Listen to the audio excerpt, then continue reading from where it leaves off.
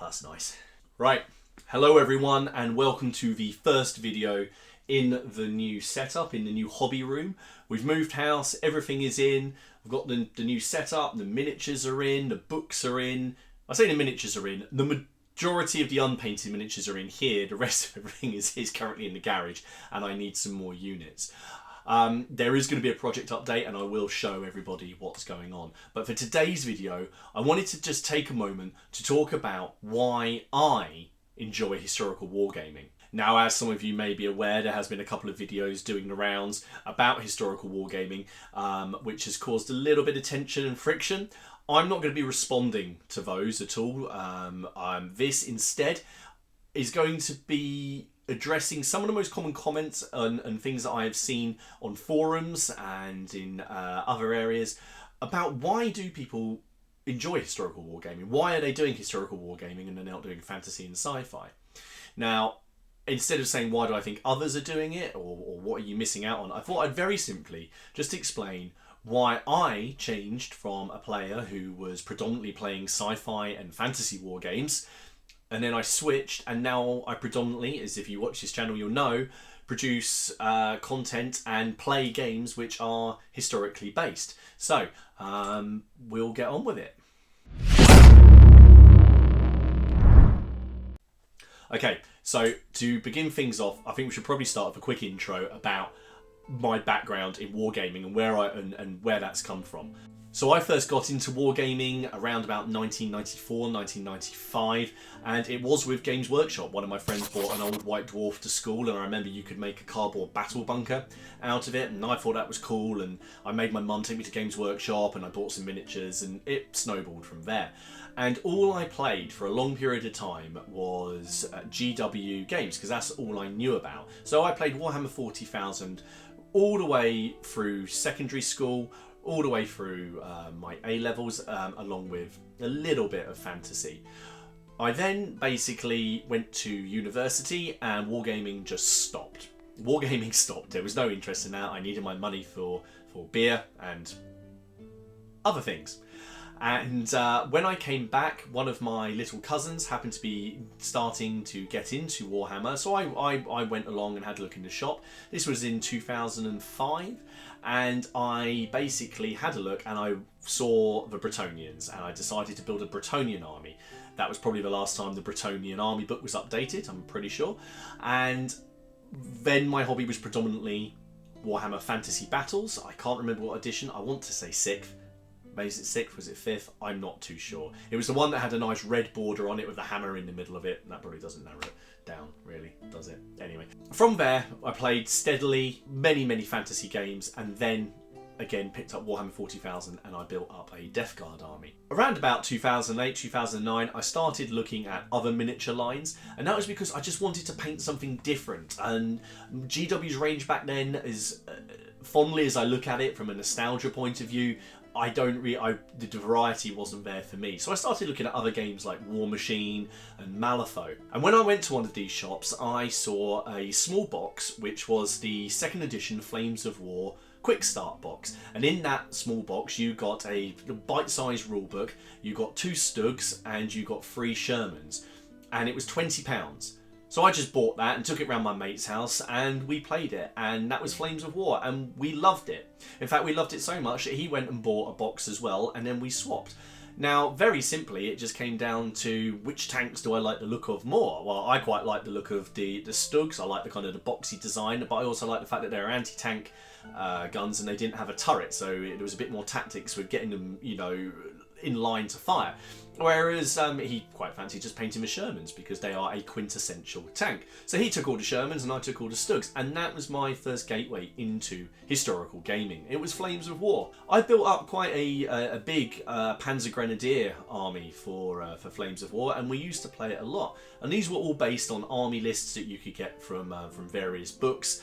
And essentially I played as the Germans because I thought if I'm the Germans I'm always going to have an opponent. So as it's transpired, I only ever really played against 2 other people, so it was never really a problem. One of them was the Americans and one of them was the British, so it was never a problem apart from when they ganged up on me. Around about 2011, I want to say, I started to be interested in bolt action and leveling things up to do things in 28mm. And as I'd already done a German force, I thought, well, I'll do a British airborne force. My grandfather was at Arnhem, and he was involved in all of the Netherlands and the actions over there. So I built a small airborne force, but my interest had already been piqued at this point by other historical war games that I'd started to see, particularly Saga, the first edition of that, because Vikings, you know, they're awesome. It was at this point that my playing of fantasy and Warhammer 40,000 had started to slacken off. I wasn't really in with the new editions. I didn't really like the rules. I had issues with the direction that the game was going, and I just started playing it less and less. And I started playing Saga and Bolt Action and Flames of War a lot more.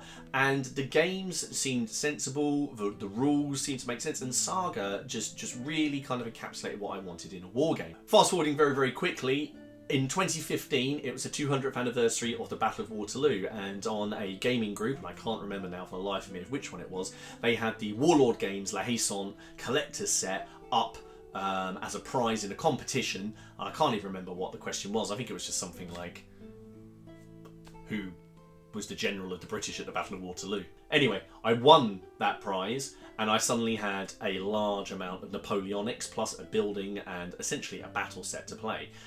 And I painted it, and I fell in love with painting these miniatures. Slowly, things developed from quite a small number of units and progressively to larger and larger and larger games, where to the point now that I have a large French Napoleonic army and I have a large British army. The thing is, it snowballed from here. Once this started, that was around about the time that I started to look at potentially making videos. And what really kicked it was I went to Salute and I saw that the Perrys were running a deal on their box sets, as they normally do, and I bought the Wars of the Roses infantry. And I'd already been interested in the Wars of the Roses, but I never bought into it because I knew it was going to be a rabbit hole. Well, I jumped into that rabbit hole with both feet, and that was it when I was lost. And the primary game then that I've been playing is Hail Caesar and the Warlord Games family of games, Black Powder, Hail Caesar and Pike and Shot. So that's how sort of my journey into historical gaming happened. We have some clubs in Cambridge where I was from, and not where I live now, moved to Bury, but we most of the things there were either Warhammer 40,000 or Bolt Action. And I didn't really want to pay for Warhammer 40,000 because I'd just kind of fallen away from the rules. It didn't really interest me anymore as a game. I should take this moment to say that for Warhammer, I love the lore, I love the setting, I love the Black Library, the books, the Horus Heresy books, the current 40k books, Gaunt's Ghost, Eisenhorn, this is all just gone out of my head now. Gortek and Felix, the Sigmar Bookman, the Gash books. I enjoy all of that, and I very, very much like the Grimdark setting. And I really enjoy carrying on playing using the tabletop role-playing games in that setting. I've just fallen out of love with the games themselves, and therefore the miniatures as well, because I didn't see the point in carrying on buying the miniatures. What I did start to fall in love with was the tactics and the research and the fun that we could have with historical gaming. And one of the big pulls for me was that in historical gaming, the emphasis was on the unit rather than on the individual. So you'll probably find in historical wargaming, when you're looking at things, that the unit has a statistic rather than the model. The number of shots you can fire isn't based on the number of models that are in your unit, it's just based on the size of the unit, for example, small, medium or large, and you get a certain number of dice for that.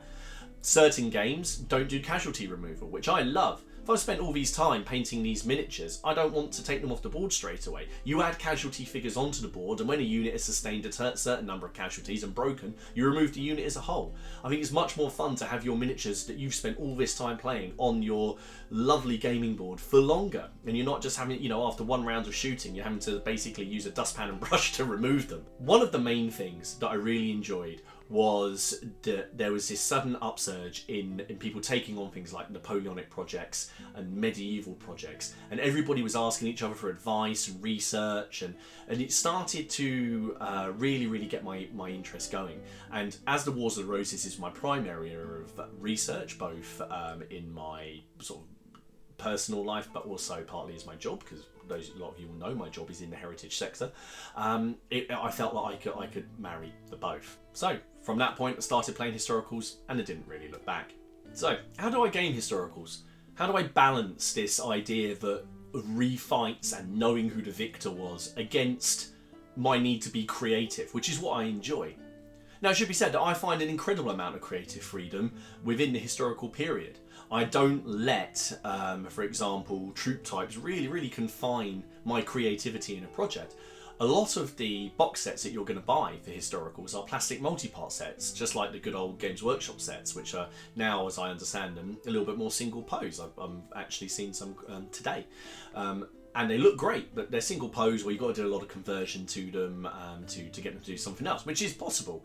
But if you buy a box of Perry miniatures, you've got the torsos and the legs and the arms, and you can do a great amount of customization with those. So how do I go about actually playing games in a historical period? How do I balance this idea of recreating units and figures from history, who some of whom have done incredibly questionable things, and let's say they're not questionable, they're awful, but then also having a game?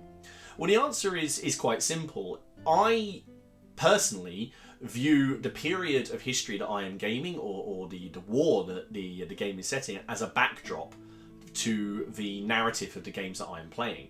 Now, those of you who watch the channel will know that I really enjoy narrative gaming, and I've slowly learned to very much dislike point systems, because I think they detract from creativity and fun. The moment you have to start, crunching lists and working out points for a fair fight. No, just get some units on the board. We're going to go for a glorious last stand, and can the Spartans hold out against the Persians, or can this medieval unit break through the enemy lines to bring word that the Earl of Warwick has landed and he's coming for Edward IV? Well, basically, that's it. I just view it as a backdrop, and very much in the way that the TV show Sharp, about the plucky Napoleonic captain who's been raised from the ranks. He's a rifleman, he's raised from the ranks, and he has adventures, to the backdrop of the Napoleonic Wars. That's how I view my gaming. I don't really recreate battles, and I've been thinking about this. The last battle I recreated was last year in May, at our CrackCon event. If you watch the podcast, me and the other PCP lads, we put on our gaming day called CrackCon, and I decided to run a refight of the Battle of Barnet from the Wars of the Roses in 1471. Now, for that game, I ran it, I supplied a lot of the miniatures, other people bought miniatures along, and we had these fantastic spread of medieval miniatures, pennants and flags flying. I brought in rules about hidden deployment, because there was a mist on the battlefield. I gave everybody personal objectives that they had to keep secret. Some people could switch sides, and each of the guys involved took the role of one of the commanders on the day. So it was 4v4, and we had a brilliant time, and the game looked fantastic. Before that, I think the last game that I actually did as a refight would have been the Assault on La Haye-Sainte. I really don't do refights very often.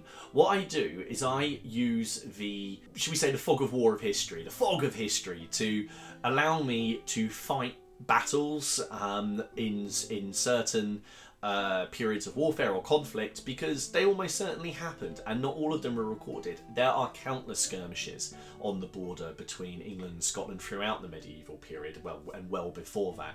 There must have been skirmish actions in the Napoleonic Wars before the big armies clashed at, say, Austerlitz. The scouts have been meeting, people have been scouting the ground. You can come up with all sorts of scenarios for why you're fighting. A really good example, taking it back to the Wars of the Roses, if you're on the channel then you would have seen this, but anyone who's watching this who hasn't seen the channel, myself and my friend Robin, we played a skirmish for the Wars of the Roses, and then that developed into a narrative campaign which ran for 7 or 8 games, and it went from skirmishes over bits of land to ambushes to a siege, a city fight. And then it culminated in a big mass battle, because we collected more stuff, where we brought in some of the bigger characters from the period. And this kind of fighting went on all the time. Now, I know that this didn't happen historically, but it's my game, my rules and my table, and I wanted to do it, so I did. Currently, I'm building a lot of things for the First Crusade. Now, there are several pitched battles, but there are hundreds and hundreds of smaller ones. Sieges, skirmishes, bits of territory being moved back and forth. And again, I like the idea of creating my project and my army as a smaller part of a much, much bigger picture and backdrop. And that's the way that I view my gaming, and the way that I balance things, and that I'm happy to basically field an army, and if it's not historically accurate, well, I don't mind too much, because who's to say that there weren't some Andalusian mercenaries fighting for the Seljuk Turks against the Crusaders who had brought along some Saxons, because you can't tell me there was no way some Saxons didn't go on crusade. What's that? The Byzantines have got some units who won't take orders from the Normans. Brilliant, let's bring them in. They won't take orders from the Normans because they hate them, and that means that we can have some kind of distrust mechanic in the game. Who's going to switch sides? Hang on, that's when the Seljuks are going to come in and win the day. I find historical wargaming very, very rich for creating narrative campaigns, narrative scenarios, and basically just having a lot of fun. The crunchiness is kind of taken away. Now, that's not to say that there aren't crunchy games and rule mechanics for historical wargaming. I just avoid those systems, as I don't particularly find them very fun. When it comes to miniatures for historical wargaming, you're spoiled for choice. This is another great reason to get into it. You're not dictated to about which miniatures that you need to use. And obviously, in any wargaming, unless you're going to tournaments, there's nothing to stop you going and using something else anyway. There are sometimes scale issues. Some manufacturers make things a couple of mil bigger than someone else. But from 3 foot away on a table, who's really going to tell? So, for example, here we have the Perry Miniatures English Army 100 Years War Knights. Another fantastic set. Polish light horse infantry. Obviously they're not going to mix with those, but they mix really well with the Perry sets. The Perry ones are slightly more detailed, but these are really good as well. This is something I'm looking forward to working on at the moment. These are the Byzantine Corsairs. This Fireforge Games, they make really nice plastics, very utilitarian plastics. They do the job and they do it well. That's very similar to these Arab spearmen and archers, which are by Gripping Beast plastics, which also they do the job well, and they're very simple. That's not meant in a bad way. But what I wanted to illustrate here is that's 4 different companies all making plastics, which if they're the same period can basically be mixed together. And you know, there's nothing to stop you doing that. There's loads of STLs and people running Kickstarters for historical wargaming as well. You guys who follow the channel will see that I follow Reconquered Designs. I love his take on history, the animation that he puts into his miniatures. You could take some of these and use them for Lord of the Rings. You can use them in fantasy gaming. Absolutely, you can use them in skirmish games. I'm using them for a mass battle game. And that's another thing. The breadth of the scale of game. You can have massive mass battle games. And when I say mass battle, I don't mean, you know, 5 or 6 units. I'm talking, you know, 30, 40, 50 units on the board, you know, over 1,000 miniatures aside. And you have a game in 3 or 4 hours in an evening, and it's done, and you pack it away, and you've had a massive conflict, and everyone goes home happy. It doesn't really seem to matter whether or not you win or lose, because you've all contributed to this game and to this story, and that's what I love about historical wargaming. As with any scene, there are going to be some numpties in the scene. You can't get away from it. There are going to be people that bring the hobby down and want to spoil it for others. You are going to get people that are referred to as rivet counters or button counters. Well, just avoid those people. Don't. I try very hard not to listen to them. I get them all the time on my painting videos, you know, and if you ask for criticism and if you ask for advice, then you're going to get it. I'm quite happy to listen to the advice, but ultimately these are my models, and if I haven't painted the you know, the left cuff the colour that it is on the plates from 1854, then I don't really mind. That guy clearly just didn't look after his uniform. A good example is that painting the trousers on Napoleonic soldiers. When I started out, I religiously painted them either white or blue, depending on whether they were line infantry or light infantry. And then I started mixing in browns and greys, because on campaign things change. Maybe someone lost their trousers and he had to go and steal some from a washing line. I start to make these units my own, and with that you start to create a story. Because a lot of my figures are multi-base, you can create little dioramas on these bases, because ultimately the number of men in the unit don't count. That's for games like Black Powder and Hail Caesar. There are other ones where it does count. You'd have to check your rule set first. But that's why I enjoy them so much. There's so much room for interpretation and fun and conversion, and I love it, and that's why I've ballooned out into all these different projects, such as the First Crusade, the Anglo-Zulu War, which I'm really enjoying researching, because I'm loving the research into the Zulu history itself, the culture, and all of the characters within that. So, if you're interested in historical wargaming but you don't know where to start, where should you start? You've had a look, there's hundreds of different rules, loads of different games, you don't want to spend a fortune because you don't know if it's for you, so where would you start? So this would just be my suggestion. Other people might have different ones. Let me know what you think down in the comments. What would be, a good historical war game to get, to give someone an idea of what it's like without breaking the bank and maybe just a bit of a taste. Well, the obvious one, which I'll talk about, is bolt action. Now, I can't find my bolt action rulebook. I'm guessing that it's probably in the garage in a box, so I'm just going to have to use the Armies of Great Britain book that I've got here to represent that.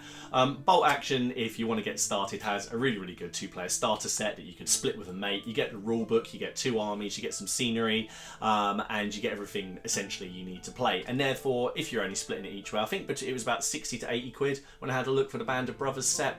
If you don't like it, then you can stick it on eBay. You spent 40 quid, stick it on eBay, you'll probably get a good 20 quid back for the models, and so you've only lost 20 quid, which is, going to the cinema and buying some popcorn. At least you gave it a go. But it is a really nice system, of course, penned by Rick Priestley of Warhammer 40,000 and Warhammer Games Workshop Origins, so it's a good, solid system for those of you who want to do some World War II. If World War II is your thing, but you don't really want to go down that route, another game which I'd recommend checking out, which is a great deal of fun, is 0200 Hours. 0200 Hours is a skirmish war game which you generally play between about 15 to 20 models, and it's all about night raids in World War II. One of you takes on the role of the unsuspecting sentries that are patrolling around some top secret facility or a guard post or something, and the other ones are some commandos or partisans who are trying to sneak in to blow up a generator or to get the plans out. Think films like The Guns of Navarone or The Eagle Has Landed or Where Eagles Dare. So very, very more like a movie. It's got some really, really interesting and fun mechanics. And you can just buy this starter set here, and you've got absolutely everything you need to play, and you can get going with it, and you wouldn't need anything else. There are a number of expansions for it, but you don't need those. It's a game in a box. I'll leave links to all these games below if people want to check them out.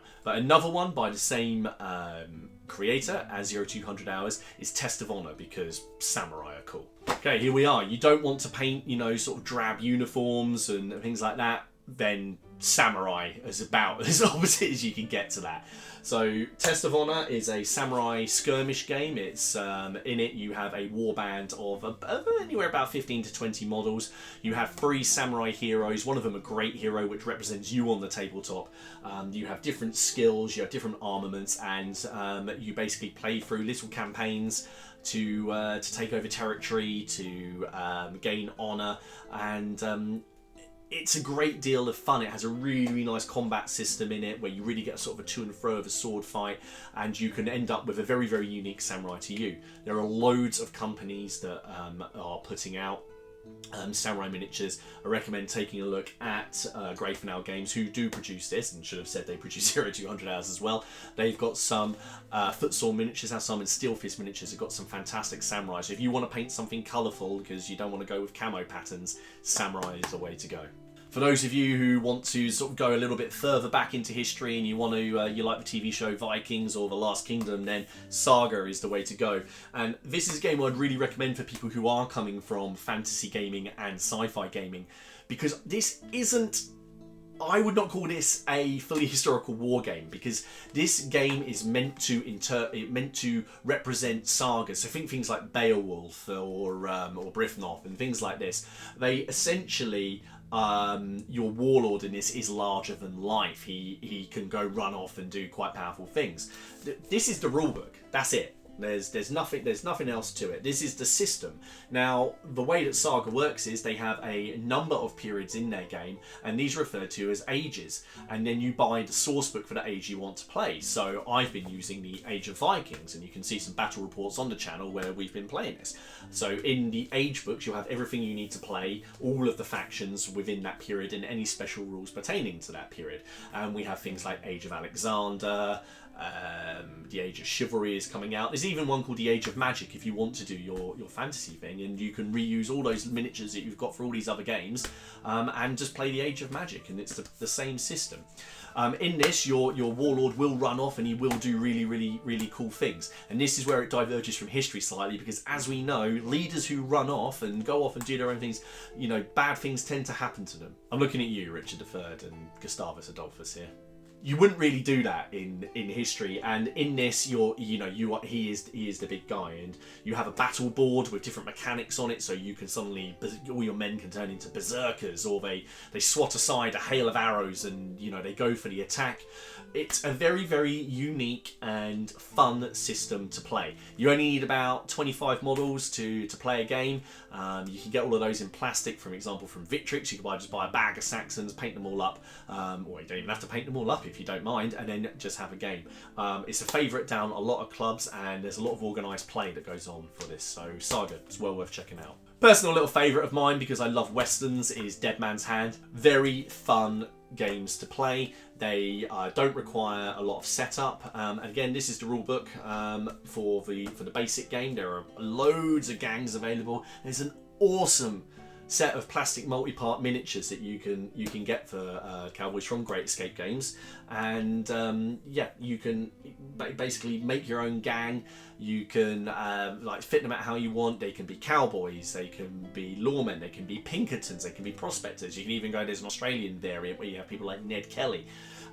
In the Legend of Dead Man's Hand expansion, you can even play a campaign with your mates, and you get territory and you gamble territory and you gain it, and it's just a lot of fun. And I haven't met anyone that I've played this with who hasn't then gone and bought a gang to make a little force. And you can play this on anything from a 2x2, which is what we play on, up to a 4x4. So it's another good fun game because westerns are ace. Finally, the family of games that I would recommend having a look at are Hail Caesar, Pike and Shot, and Black Powder. Now, the reason that I'm slightly hesitant is for these, you will need models, you will need units. They are mass battle games, but you will be surprised at how quickly you can build things up, but also how few miniatures you actually do need to start.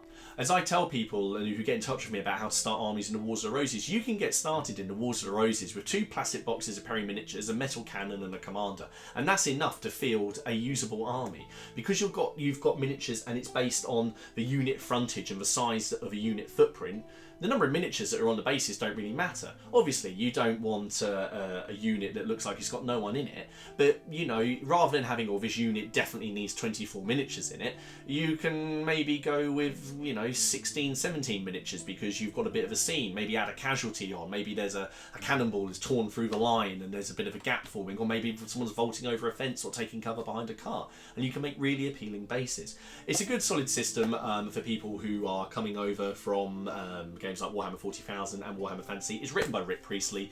Warmaster, which was the very small scale game that was released by Games Workshop, was the forerunner to these, and it's a game that Warlord Games do support.